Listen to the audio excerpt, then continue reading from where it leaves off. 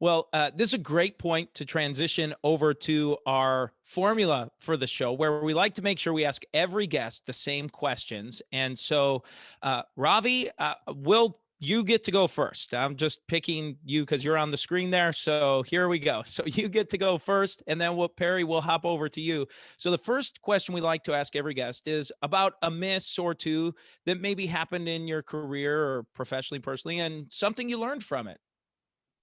Absolutely, absolutely. I'm going to have a pretty specific example. So I was the head of events and experiential marketing for Red Bull for a number of years, and that's my wheelhouse. I really enjoy that space. We had an opportunity early on to be the presenting title partner of this huge event that has grown to become it's Supercross. It's motorcycle racing, the biggest motorcycle racing thing in the world, and we took a pass. And that's one. There's not too many things in our Red Bull world that we take a pass on that we have regret. And I'm only speaking for myself, so all my Red Bull colleagues who are listening, please don't be mad. It was one that I wish there's not too many in hindsight, but that was one. If I wish we would be able to make that choice and move forward with that partnership. And yeah, that's the big one. That's a miss. And it wasn't a lack of trying; it was just a lack of timing. I think that's really what it was. Hmm. Wow. Wow. And Perry, how about you?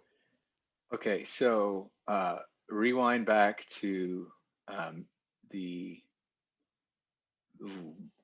early mid 90s, let's say mid 90s, and just before, well, it doesn't matter. So I was in Whistler, attending a snowboard camp, which was run by a colleague of mine because I was in the snowboard industry. I founded a company called Limited Snowboards, which went on to be the largest Canadian snowboard brand in the world at that time, around 93. So I was in Whistler and I was hanging out at this camp in the middle of the summer, and I met Adam Yaw from the BC Boys, MCA, who was just there to have fun. And I was making this little project called the Snowboard Video Magazine. This was like when video magazines were, wow, what an idea, a magazine on video.